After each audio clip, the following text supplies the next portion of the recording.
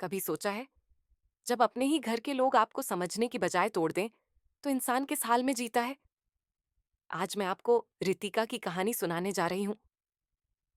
एक ऐसी लड़की की जिसने माँ के दबाव और बहन की जलन के बीच पापा का सहारा खो दिया, लेकिन फिर भी टूटकर नहीं बिखरी। ये उसकी अपनी जुबानी लिखी हुई कहानी है और मुझे यकीन है आप इसे सुनकर देर तक सोचते रहेंगे। हमारा घर बाहर से बहुत साधारण दिखता था, लेकिन अंदर बहुत सारी अनकही बातें थीं। पापा, जिनका नाम महेश था, एक सरकारी दफ्तर में काम करते थे। माँ सुनीता घर और हम दोनों बहनों, मैं और मेरी छोटी बहन अंजाली, का ख्याल रखती थीं। बचपन से ही पापा मुझे कहते थे कि पढ़ाई ही असली दौलत है। वो हमेशा कहते, बेटा, पैसा तो आ जाएगा, लेकिन ज्ञान कभी खत्म नहीं होता। उनकी बातें मेरे दिल में हमेशा जगह बना लेती थीं। मैं मेहनती थी और पापा का सपना पूरा करने के लिए जी जान से पढ़ाई करती रही। अंजाली मुझसे 2 साल छोटी थी।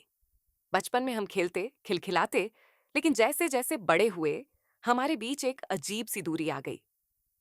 माएं अक्सर मुझसे कहती, रितिका, तू बड़ी है, अंजाली की देखभाल करना तेरी जिम्मेदारी है। शायद यही वजह थी कि अंजाली को लगता कि घर में हमेशा मुझसे ज्यादा उम्मीदें रखी जाती हैं। कॉलेज के दिनों में मुझे एक बड़ी कंपनी में इंटर्नशिप मिल गई।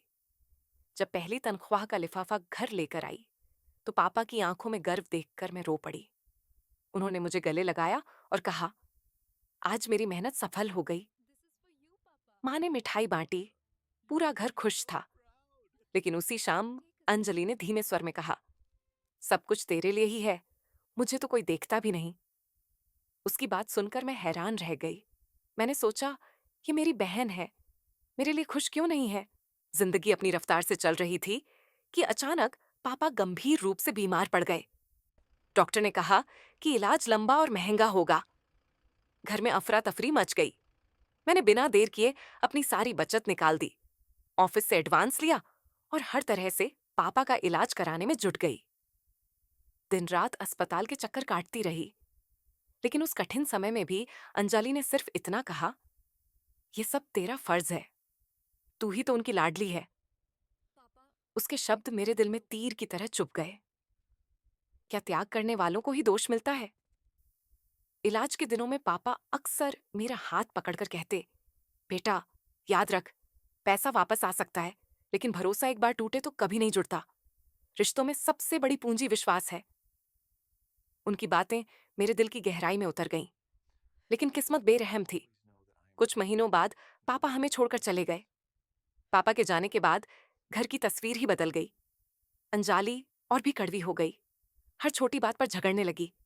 वह कहती, अब सब तेरा है, घर भी, माँ भी, मैं तो हमेशा साइड में ही रहूंगी। माँ दोनों बेटियों के बीच फंसकर चुप रहती। मैं सब सहती रही, लेकिन अंदर ही अंदर टूट रही थी। एक रात माँ ने मुझे अकेले में बैठाकर कहा, बेटा, अंजाली की बातें दिल पर मत ले। उसकी तकलीफ उसकी सोच को कड़वा बना रही है। तू मेहनत मत छोड़, एक दिन सबको तेरी सच्चाई दिखेगी। उस रात मैं बहुत रोई, लेकिन अगले दिन आंसू पोंछकर काम पर निकल गई। मैंने ठान लिया कि अब पीछे नहीं हटूंगी। मेहनत जारी रखी और धीरे धीरे प्रमोशन मिला। कुछ सालों में मैं माँ को एक अच्छे घर में ले आई। अंजाली मुझसे सालों तक दूरी बनाए रही, लेकिन जब उसकी शादी के बाद उसके ससुराल में मुश्किलें आईं, तो वही मेरे पास आई। आंखों में आंसू लिए उसने कहा, दीदी, मुझे माफ कर दे। मैं हमेशा तुझसे जलती रही, लेकिन आज समझी हूं कि तूने ही इस परिवार को संभाला है। उस दिन मैंने उसे गले लगा लिया और मुझे लगा, रिश्ते देर से सही, लेकिन सच के दम पर ही जीतते हैं।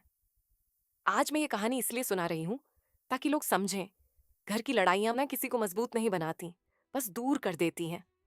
अगर परिवार है तो एक दूसरे को सहारा दीजिए, मुकाबला मत कीजिए। यही मेरे पापा का सबसे बड़ा सबक था और यही मेरी जिंदगी की सच्चाई भी। रितिका की जिंदगी ने हमें ये सिखाया कि हालात चाहे कितने भी अंधेरे क्यों ना हो, इंसान फिर से अपनी रोशनी ढूंढ सकता है। शायद आपकी जिंदगी में भी ऐसी कोई कहानी हो जो दिल में दबा दी हो। अगर आप चाहें तो उसे हमारे साथ साझा कीजिए। आपकी कहानी भी किसी और के लिए उम्मीद की किरण बन सकती है। इस चैनल को सब्सक्राइब कीजिए और जुड़िए हमारी इस सच्ची कहानियों की दुनिया से।